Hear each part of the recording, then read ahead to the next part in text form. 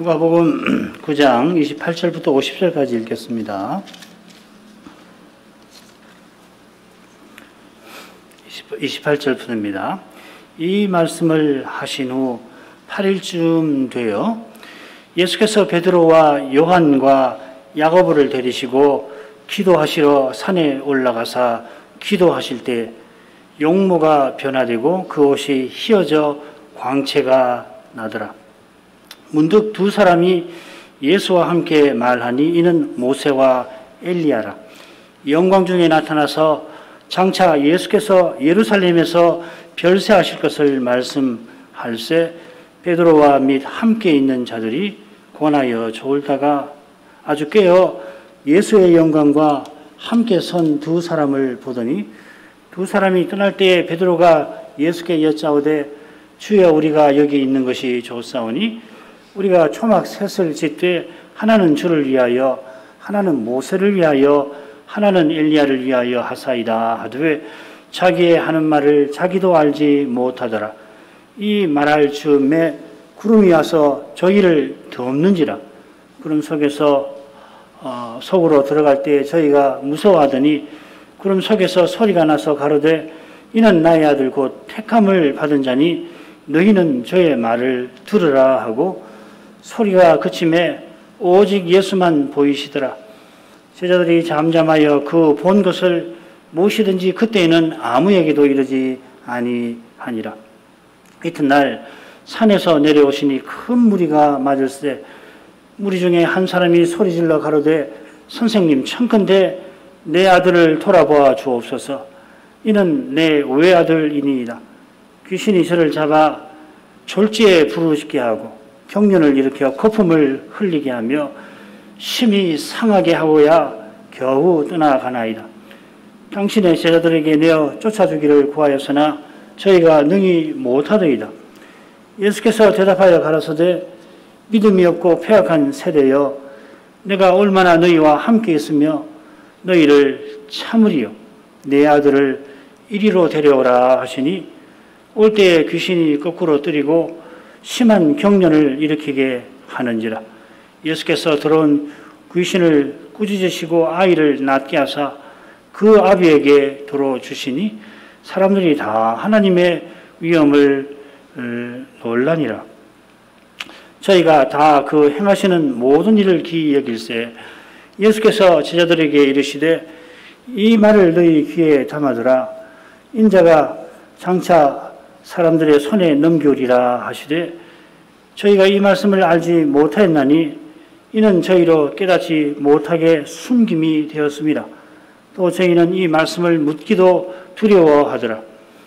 제자 중에 누가 크냐 하는 변론이 일어나니 예수께서 그 마음에 변론하는 것을 아시고 어린아이 하나를 데려다가 자기 곁에 세우시고 저희에게 이르시되 누구든지 내 이름으로 이 어린아이를 영접하면 곧 나를 영접하며 또 누구든지 나를 영접하면 곧 나 보내신 이를 영접함이라. 너희 모든 사람 중에 가장 작은 그이가 큰 자니라. 요한이 여짜오되 주의 어떤 사람이 주의 이름으로 귀신을 내어 쫓는 것을 우리가 보고 우리와 함께 따르지 아니하므로 금하였나이다. 예수께서 가라사대 금하지 말라. 너희를 반대하지 않는 자는 너희를 위하는 자니라 하시니라.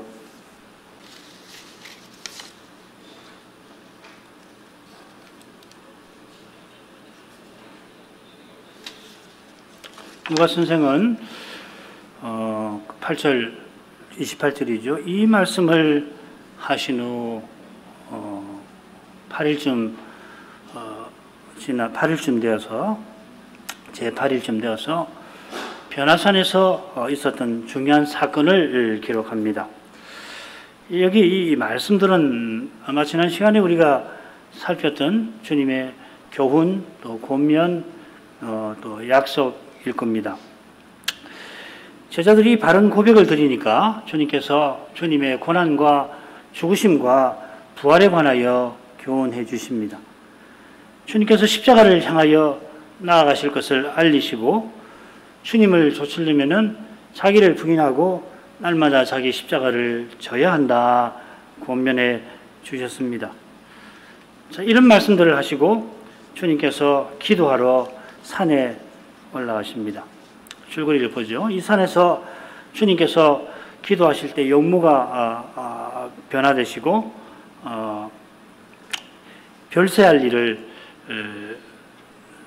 모세와 엘리야와 더불어 말씀을 나누시죠. 28절부터 36절까지 이 산에 세 제자만 데리고 가셨는데 그리고 이튿날 산 아래 내려가시니까 거기 귀신 들린 아들을 낳게 해주시죠. 그게 37절부터 43절 상반절 가지고 이 표적 이후에 제자들의 세 가지 반응이 기록이 되어 있습니다. 그게 43절 하반절부터 50절까지인데 첫째는 주님께서 이 순환에 관해서 말씀하시는데 제자들이 깨닫지도 못하고 무서워서 묻지도 못하였습니다. 43절 하반절부터 45절까지고요. 그들이 깨닫지는 못하는데 그 이유가 있습니다. 누가 크냐고 다투어서 그렇습니다. 46절부터 48절 그렇게 자기를 높이는 태도가 특별히 요한의 보고에 묻어나고 있죠. 그게 49절 50절입니다. 전체로 보면 주님이 보이시는 그 찬란한 영광과 제자들의 그 누추한 자기 자랑이 대조를 이룹니다. 귀신 쫓는 권세를 제자들이 받았지만은 산 아래에서는 귀신을 쫓지를 못하지요. 그런데 자신들과 독립적으로 귀신 쫓는 사람을 금합니다. 자, 이런 현실에서 주님께서 이제 남은 것은 십자가다 하시고 올라가시죠. 그게 다음 때 51절로 이어집니다. 자, 먼저 첫 번째 부분인데요. 주님께서 변모되시는 장면입니다. 28절, 29절. 이 말씀하신 후 8일쯤 되어 예수께서 베드로와 요한과 야고보를 데리시고 기도하시러 산에 올라가서 기도하실 때에 용모가 변화되고 그 옷이 휘어져 광채가 나더라. 지금 말씀하신 곳은 가이사랴 빌립보입니다. 누가가 이 장소를 밝히지 않지만은 마태나 마가 복음을 보면은 거기 명시되어 있죠.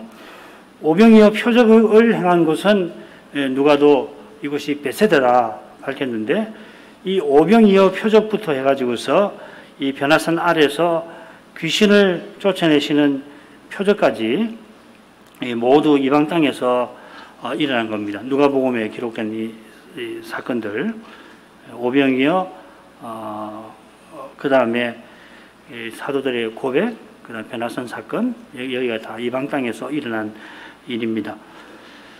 주님께서 순환에 관하여 알려주신 내용이나 누가 크냐고 다툰 것은 갈릴리로 돌아가신 후에 있었던 사건입니다. 마태복음에는 오병이어 표적부터 가이사랴 빌립보의 고백 사이에 여러 사건들이 기록이 되어 있습니다. 7개의 사건이 마태복음에는 나옵니다만은 누가는 이 많은 사건들을 대거 생략을 하는데요. 이유는 예루살렘 길고 긴 예수님의 예루살렘 여행기와 붙어 있을 겁니다. 크게 보면은 지금껏 전개된 주님의 공생애가 예루살렘 여행을 위한 준비라 할 수가 있겠는데 그 중에서도 오늘부터 살필 이 변화산 사건부터가 특히 그렇습니다. 가이사랴 빌립보에서 교훈과 권면과 약속의 말씀을 베푸시고 8일쯤 되어 변화산 사건이 일어났다 하였습니다. 마태와 마가는 엿새 후에 일어났다 하였습니다. 그러니까 가이사랴 빌립보에서 말씀하신 그날로부터 헤아려서 6일 지나고 그 다음날 그러니까 약 8일이 된 8일인데 약 8일이라고 했습니다. 누가가 제8일을 말한 건데 이건 마태나 마가가 변화산 사건에서 언급하지 아니한 주님의 별세와 붙어 있습니다. 구약 성경을 보면은 이 제8일은 새로운 출발을 상징을 합니다. 대표적인 것이 이 할례죠. 남자아이가 태어나서 제8일에 할례를 받아서 하나님 백성으로 출발하는 것입니다. 그래서 이날부터 어머니의 부정한 상태도 처음 7일과 구별되어서 정결하게 되는 기간 33일이죠. 그 기간으로 넘어 접어듭니다. 누가는 이 변화산의 변모를 새로운 출애굽으로 제시하려는 것도 같습니다. 이건 조금 후에 살피겠습니다. 주께서 이번에도 베드로, 요한, 야고보를 데리고 가십니다. 야이로의 딸을 살릴 때처럼 산으로 가십니다. 이 산이 어딘지는 아무도 모릅니다. 제시된 견해가 셋인데 헤르몬, 다볼, 그리고 메론 산입니다. 이 다볼과 메론 산은 각각 갈릴리 남동쪽 그리고 북서쪽에 있습니다. 다볼이 남동쪽에 있고 메론이 북서쪽에 있고 헤르몬만 갈릴리 지역 넘어 지금 가이사랴 빌립보 근처에 있는 그 지역에 있습니다. 마태에 따르면 변화산 사건 후에 갈릴리에 모일 때에 했으니까 갈릴리 있는 다볼이나 메론보다는 헤르몬이 주님께서 가신 곳이 아닐까 생각됩니다. 주님께서 기도하러 가셨다. 누가는 마태와 마가와 달리 특별히 그 점을 기록하고 있습니다. 기도하시는 주님의 그 고귀한 심정을 이 미천한 인생이 어찌 다 헤아리겠습니까마는 필시 이 십자가로 가는 그 길을 두고서 아버지의 도우심을 구했을 것입니다. 모세와 엘리야가 나타나서 주님과 나눈 대화에서 이런 내용을 충분히 짐작할 수 있을 것 같습니다. 아울러 주님의 영화로운 변모가 이 기도가 붙어 있습니다. 기도하실 때 주님께서 변모되셨습니다. 이것은 주님께서 아버지께서 주님의 기도를 들으시고 응답하신 것이라 볼 것입니다. 주님께서 간구하신 그것을 아버지께서 내가 이루어주겠다, 영화롭게 만들어주겠다 하신 것입니다. 아버지께서 그 뜻을 나타내며 그 영광을 드러내시니까 그 영광에 주님의 용모가 변모되신 것입니다. 주님께서 십자가 지시고 부활하셔서 영광에 이르게 되실 것입니다. 누가는 주님의 옷이 휘어져 광채가 났다 묘사합니다. 마가는 얼마나 흰지 세상에서 빨래하는 자가 그렇게 희게 할 수 없을 만큼 심히 휘어졌다 하였습니다. 마태사도는 누가나 마가와 달리 하나를 덧보태는데 주님의 얼굴이 해와 같이 빛났다 하였습니다. 세복음서 저자가 묘사하는 주님의 모습은 계시록 1장 12절 특별히 13절부터 16절인데 거기 묘사한 것과 흡사합니다. 계시록 1장은 잘 아시는 대로 부활하신 주님의 영광을 묘사합니다.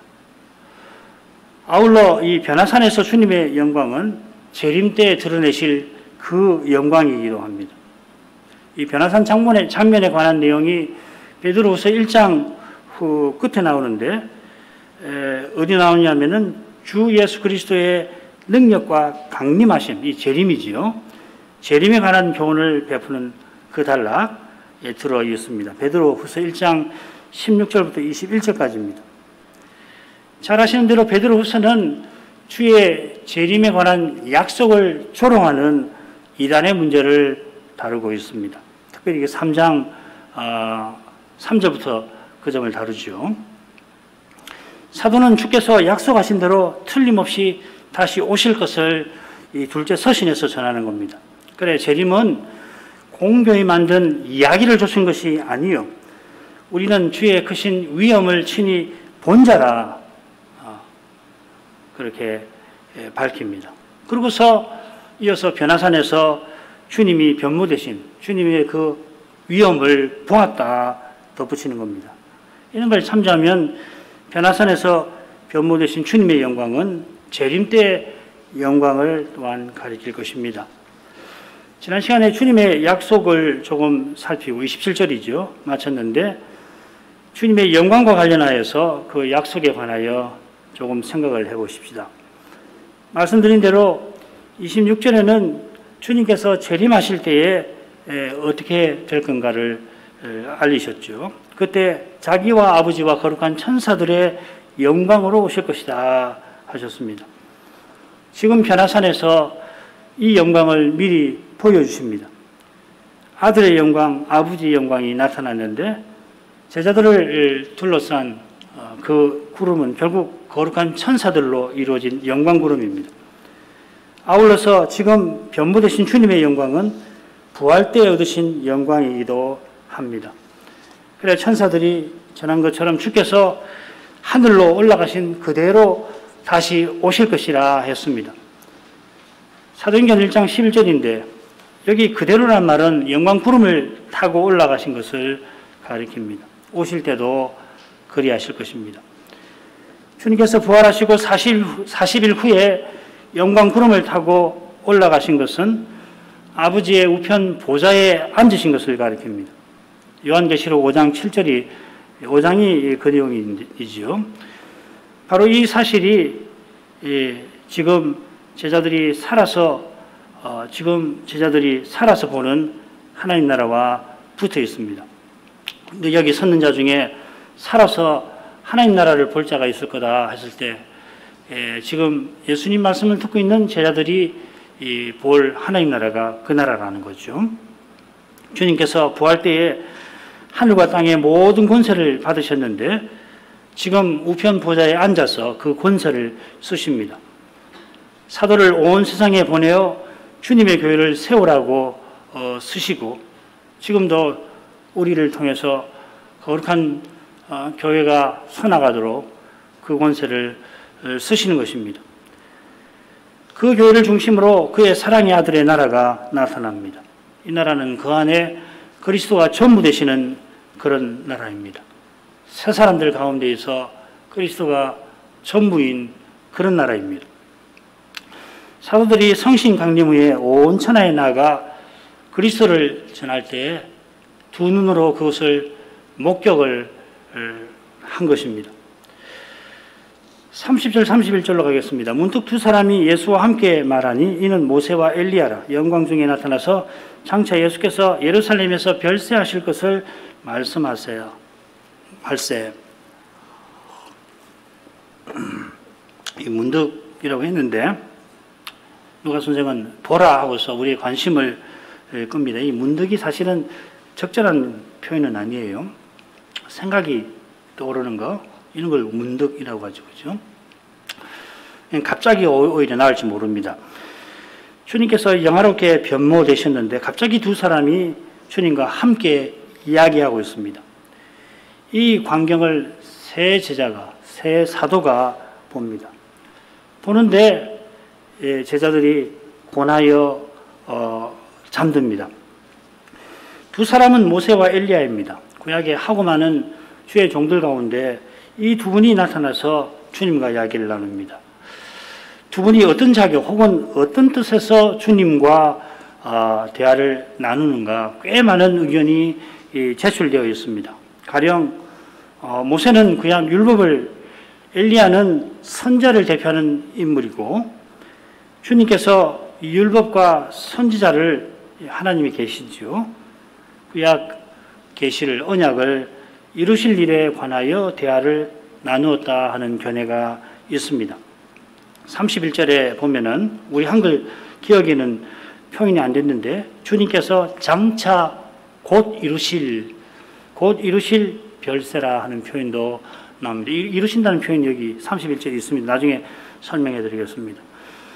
아울러 두 분은 누구보다 오실 메시아와 붙어 있는 인물입니다.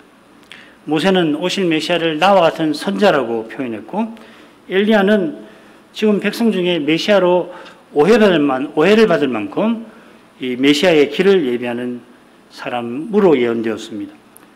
더불어 모세는 시내산에서 여호와를 대면하고 그 얼굴이 빛이 난 그 인물, 지금 예수님을 떠오르게 하는 그런 인물이고 엘리야는 죽지 않고 하늘로 올리운 이 별세라는 말에 있는 뜻이 있습니다. 그런 인물입니다. 그 외에도 우리가 잘 알지 못하는 이유와 근거가 있어서 두 분이 지금 변화산에 나타난 것입니다. 여러 가지를 말씀드렸는데 하나만 고집할 필요가 없다 생각됩니다. 모세와 엘리야가 영광 중에 나타났다 밝힙니다. 주님처럼 모세와 엘리야가 영화로운 모습으로 나타난 것을 말하는가? 그럴 가능성이 높죠. 또 아니면 두 분이 하늘에 속한 분으로 나타난 것을 말하는가? 아니면 둘 다인가? 아니면 둘 다 아닌 다른 무엇인가? 저는 잘 모르겠습니다. 아마도 하나님께서 두 종을 제자들의 눈에 보이게 하셨다 하는 뜻일지도 모르겠습니다. 두 종은 주님의 별세에 관한 신실한 증인으로 나타났는데 세 제자는 아직은 그러하지 못합니다. 그들은 그 영광에 곤하여 잠들고 맙니다. 두 종은 장차 예수께서 예루살렘에서 별세하실 것을 말하고 있었습니다. 이 부분을 조금 제가 번역을 고쳐보겠습니다. 그들이 그분의 별세하심을 말하고 있었는데 이는 그분이 예루살렘에서 곧 이루실 바라 이렇게 고쳐보죠. 두 분이 주님과 더불어 이야기하는 핵심은 주님의 별세하심입니다. 이 표현이 신약 성경에 3번 나오는데 용례가 많지 않으니까 정확한 의미를 확정하기는 어렵긴 합니다. 공통된 내용은 이 떠남입니다. 누가복음 있고 히브리서 11장에는 이 떠날 것, 출애굽에 관한 이야기고요. 베드로서에서는 나의 떠날 것, 이 베드로가 죽음을 가리키는데 이 떠남이라는 말로, 별세라는 말로 표현을 합니다. 공통점은 이 떠나는 겁니다. 주님께서 떠나시는데 예루살렘에서 곧 그리하십니다. 이건 첫째로 주님의 죽으심을 가리키는 거고 둘째로는 주님의 승천을 가리킵니다. 요한도 들리심이라 하는 표현을 가지고 이 둘을 다 표현했죠. 출애굽은 어린 양의 제사를 드리고 종되었던 집에서 벗어나는 건데 주님께서 또 예루살렘에서 친히 영원한 제사를 드리시고 거기서 승천하셔서 우리를 흑암의 권세에서 건져 사랑의 아들의 나라로 옮기십니다. 그처럼 부활 후에 율법과 선지자와 시편이 주님의 죽으심과 부활과 회개의 복음 전파를 예언하였다 풀어주십니다. 이 회개의 복음 전파가 주님이 하늘에 올라가셔서 하시는 바로 그 일이죠. 모세와 엘리야가 예루살렘에서 이루어질 일에 관하여 주님과 대화를 나누었고 주님은 곧 예루살렘을 향하여 얼굴을 고정하십니다. 51절입니다. 주님께서 산에 올라가 기도하셨는데 성부께서 이 두 종을 신실한 증인으로 보내어 응답해 주신 것입니다. 이제 예루살렘으로 올라가 십자가를 지라 격려하신 줄로 압니다. 32, 33절 읽겠습니다. 베드로와 및 함께 있는 자들이 고나여 졸다가 아주 깨어 예수의 영광과 및 함께 선 두 사람을 보더니 두 사람이 떠날 때 베드로가 예수께 여짜오되 주여 우리가 여기 있는 것이 좋사오니 우리가 초막 셋을 쥐때 하나는 주를 위하여 하나는 모세를 위하여 하나는 엘리야를 위하여 하사이다 하되 자기 하는 말을 자기도 알지 못하더라. 모세와 엘리야가 영광 중에 나타나니까 베드로와 및 함께 있는 자들이 권하여 졸았다 했습니다. 이 졸다는 말은 잠을 안 자려고 하는데 저절로 잠드는 것을 흔히 가리키죠. 그런데 누가는 뭐라고 그랬냐면 세 제자가 곤히 잠들었다 이렇게 표현합니다. 아마 개정개혁 갖고 계신 분은 그렇게 번역이 아마 되어 있을 것 같은데요. 깊이 잠들었다 이렇게 번역이 되어 있는 거 갖고 계신 분 계신지 모르겠습니다. 그게 아마 더 정확할 겁니다. 변화산에서 하루를 지냈으니까 모세와 엘리야가 나타난 시점이 한밤중이라서 혹은 제자들이 한낮에 활동으로 몹시 피곤해서 그들이 참으려고 했지만은 곤히 잠들고 말았다. 곤히 잠들었다. 뭐 이렇게 설명들을 합니다만은 세 사람이 함께 잠들었다가 함께 일어난 것을 보든지 일어나서 베드로가 하는 말을 보면은 거기에 가득한 신비한 영광에 압도되어서 기운이 빠져 잠들었던 것 같아요. 다니엘서 10장을 보시면은 그런 광경이 나올 겁니다. 다니엘이 계시를 전하는 주의 천사를 맞을 때에 기운이 싹 빠져가지고 깊은 잠을 자고 일어나죠. 그런 걸로 보는 것이 좋을 것 같습니다.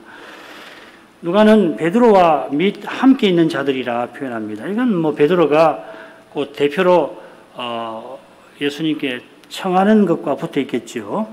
아울러 세 제자가 예수의 영광과 및 함께 선 두 사람을 본 것과도 붙어 있을 겁니다. 누가가 대조해서 이렇게 표현한 것 같아요. 세 사람의 사도와 세 분의 종이 좋은 대조를 이루고 있습니다. 세 사도가 깊이 잠들고 있을 때 세 종은 하나님의 뜻을 함께 이야기하며 그 뜻을 신실히 받들고 있었습니다. 이런 대조를 통하여 지금 사도들의 상태가 어떠했는가 누가 선생이 넌지시 드러내는 것입니다. 왜 변화산에 올라가셨을까? 십자가를 위해서. 그리고 좀 더 구체적으로는 이 제자들을 위해서 기도하러 가셨을 거라고 생각이 되잖아요.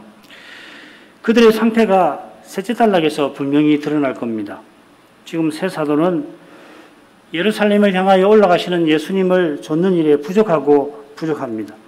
그런 그들을 위하여 주님께서 변화산에 데려오셨고 성부께서 좋은 대답을 그들에게 일러주실 것입니다.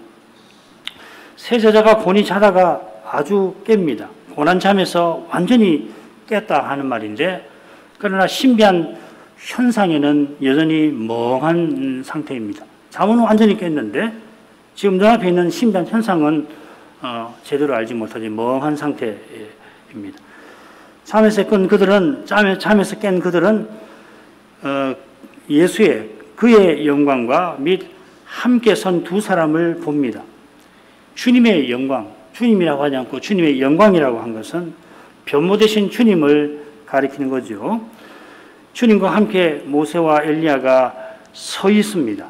어쩌면은 세 분이 이야기를 다 나누시고 이제 두 종이 떠나려 하는 모습을 표시하는 것도 같습니다. 대화가 다 끝나서 두 분이 떠날 때가 되어 세 제자가 잠에서 깨어난 것 같아요. 그러니까 세 분의 대화를 세 제자가 제대로 듣지를 못한 것이죠. 모세와 엘리야가 떠나는데 주님과 작별합니다. 제자들하고 작별하는 게 아니고 주님과 작별했다고 되어 있습니다. 바로 그때 베드로가 주님께 청을 드립니다. 거기 초막을 지어서 모세와 엘리야를 떠나지 않게 하려는 겁니다. 주여 우리가 여기 있는 것이 좋사오니 세자는 하늘 영광이 가득한 그곳에 계속 있기를 바랍니다. 그러나 거기 하늘 영광이 그 산에 계속 있을 수는 없습니다. 그 영광에 제자들이 영원히 구할 길은 바로 모세와 엘리야가 주님과 나눈 그 대화에 있습니다. 그 대화를 듣지 못하고 그들이 곤히 잠들어 있습니다. 하나님의 계시를 떠나서는 주님의 영광을 이처럼 눈으로 볼지라도 제대로 깨닫지 못하는 것입니다. 바로 이 진리를 사도가 베드로가 죽기 전에 교회에 단단히 일렀죠. 사도는 재림의 약속을 조롱하는 이들을 경고하기 위해서 둘째 서신을 보내는데 베드로서를 자기가 변화산에서 재림하실 주님의 영광을 직접 보았지만은 그런데 뭐라고 그러냐면 우리에게 더 확실한 예언이 있다 하고서 사도들이 전한 그 말씀을 붙들라고 권고합니다. 그게 1장 후반부에도 나오고 3장 처음에도 그것이 나오죠. 장차 우리가 주님을 계신 그대로 뵐 때까지 말씀에서 주의 영광을 보는 것입니다. 장막을 벗어나려 할 때와 달리 베드로가 지금은 자기의 하는 말을 자기도 알지 못합니다. 이 장막 셋을 짓되 하나는 주를 위하여, 하나는 모세를 위하여, 하나는 엘리야를 위하여 우리가 짓게 해달라 청합니다. 이 장막이란 말이 구약 성경에서 세 가지를 가리키는데요.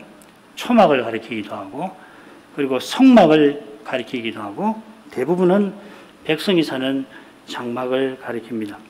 초막을 가리키는 경우가 거의 제일 적고, 그 다음 이제 성막을 좀 더 많이 가리키고, 대부분은 많이는 이제 천막, 장막을 가리킵니다. 지금 베드로가 뭘 염두에 두고서 이 표현을 썼는지는 어렵습니다. 산이니까 나무가지를 엮어서 초막을 짓겠다 한 건가, 그래서 이 초막실과 관계가 있다고 해석하는 분도 있지만은, 아니면은 장막을 쳐서 세 분이 계시게 하겠다 한 건지, 혹은 하늘 영광이 드러나니까 하늘의 모형인 성막을 짓겠다고 한 건지 잘 모르겠습니다.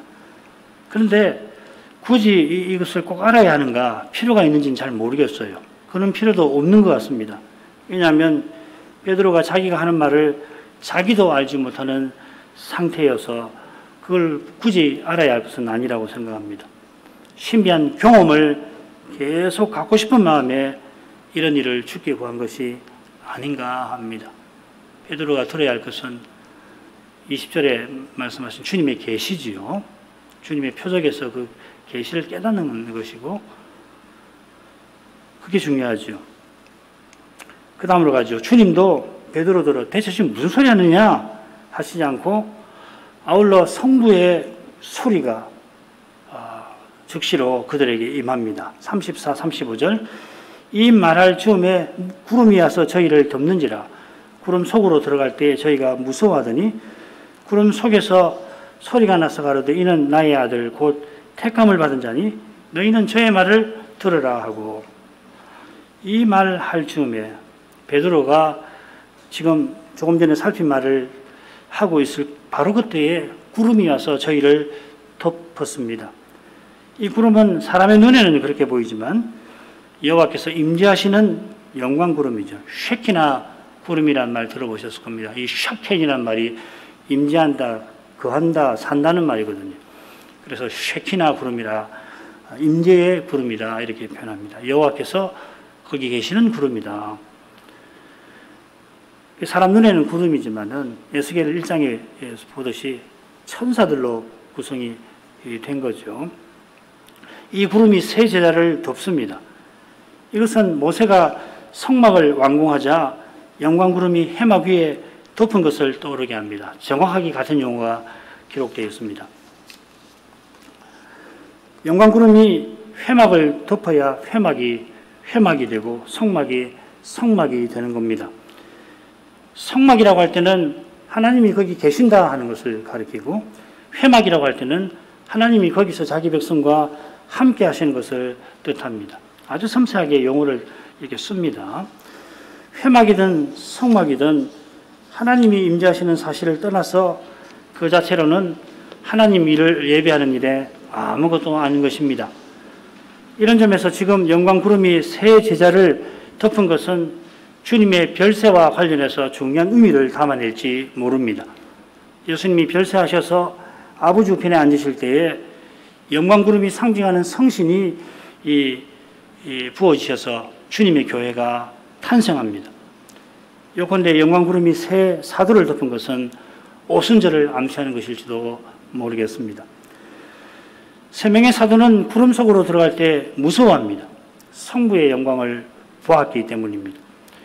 죄인이 주님의 은혜에 감사하지 않고 주의 영광을 보면 두려움에 사로잡힙니다.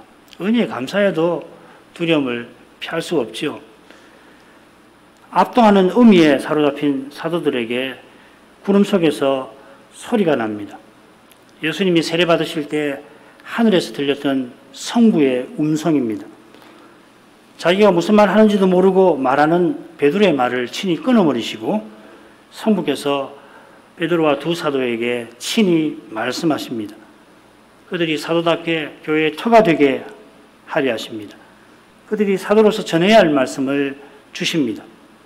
이는 나의 아들 곧 택함을 받은 자니, 이것이 사도들이 전할 그 말씀입니다. 예수께서 하나님의 아들이시고 하나님의 그리스도이심을 사도와 교회는 전해야 합니다.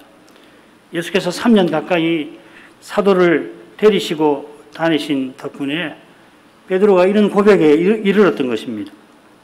성부께서 베드로의 고백이 참되다고 확인해 주십니다.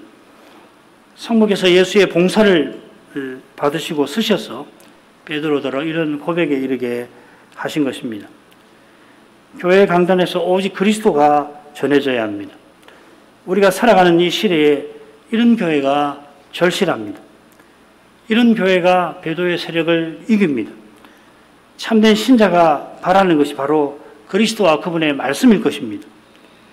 달리 바라는 것이 있다면 바로 바라는 그것이 교회를 홀 것입니다. 달리 바라는 그것이 교회와 신자들로 배도의 도전에 넘어지게 할 것입니다. 지금 3명의 사도에게 산 아래에 있는 나머지 사도에게도 가장 중요한 일을 성부께서 마저 일러주십니다. 너희는 저의 말을 들으라.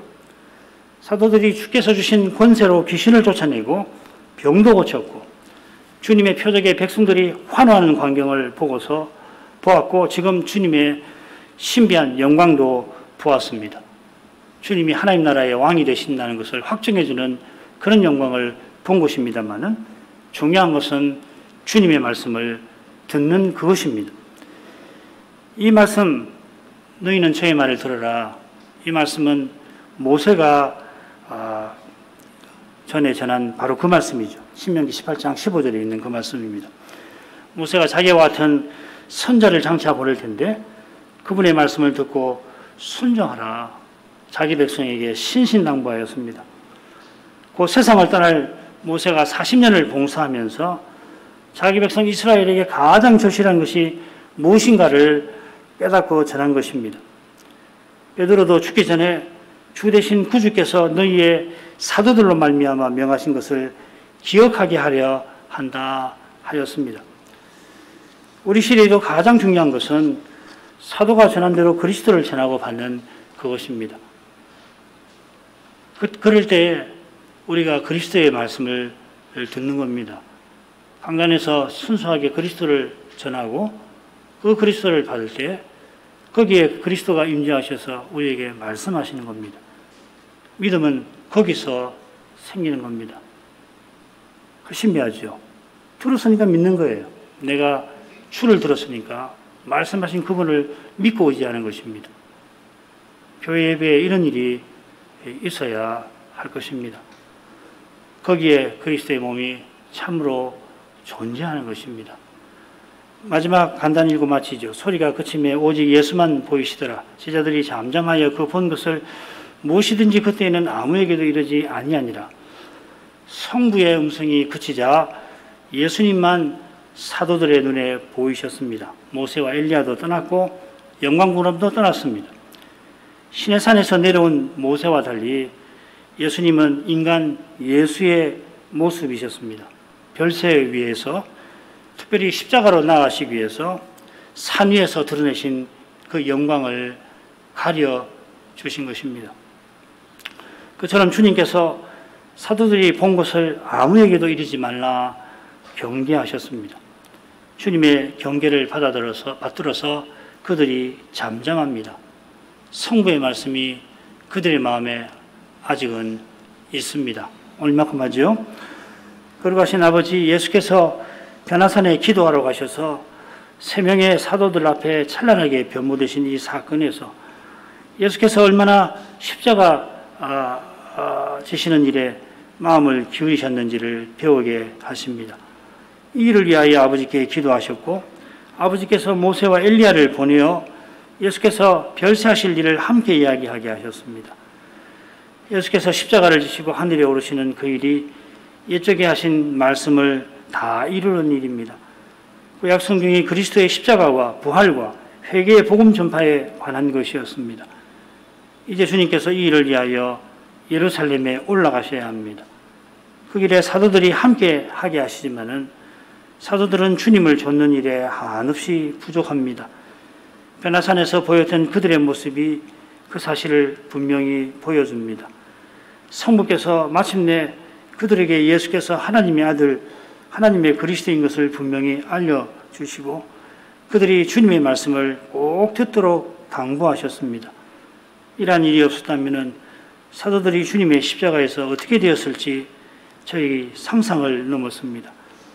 이제도 하늘아버지께서 사도들에 비하여 연약하고 연약한 우리를 권고해 주실 것을 간구합니다. 하나님 은혜로만 우리가 이 두려운 시대를 견디게 될 것입니다.